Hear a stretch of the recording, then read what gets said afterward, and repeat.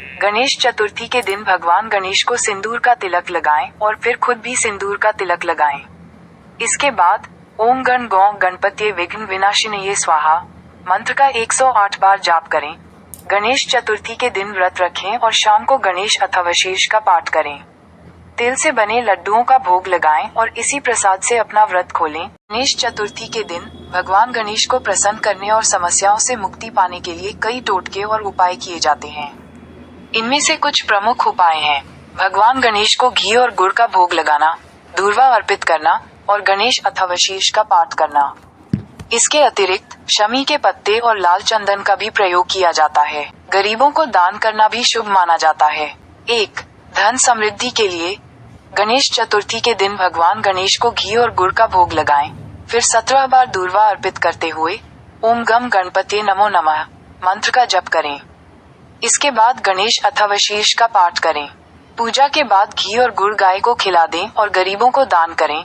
समस्याओं के समाधान के लिए गणेश चतुर्थी के दिन भगवान गणेश की विधि पूर्वक पूजा करें और मोदक सहित अन्य भोग लगाएं।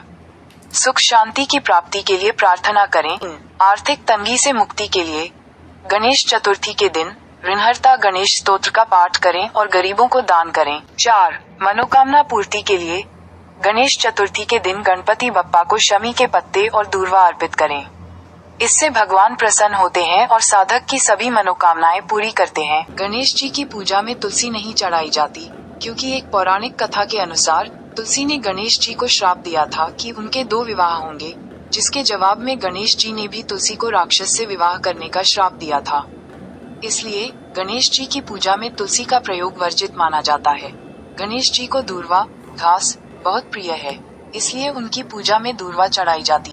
पौराणिक कथा के अनुसार एक बार गणेश जी गंगा नदी के किनारे तपस्या कर रहे थे। उसी समय तुलसी, जो तीर्थ यात्रा पर थी, वहां पहुंची और गणेश जी की सुंदरता पर मोहित हो गई। उन्होंने गणेश जी से विवाह का प्रस्ताव रखा, लेकिन गणेश जी ने, जो ब्रह्मचारी थे, इस प्रस्ताव को ठुकरा दिया। इससे क्रोधित होकर तुलसी ने गणेश जी को 2 विवाह होने का श्राप दिया।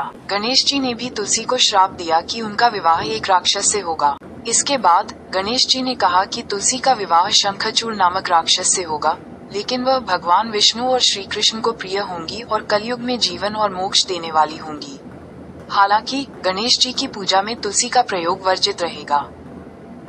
इसलिए गणेश जी की पूजा में तुलसी की जगह दूर्वा घास चढ़ाई जाती है, जो उन्हें बहुत प्रिय है। संक्षेप में, तुलसी और गणेश जी के बीच हुए श्राप के कारण गणेश जी की पूजा में तुलसी का प्रयोग नहीं किया जाता।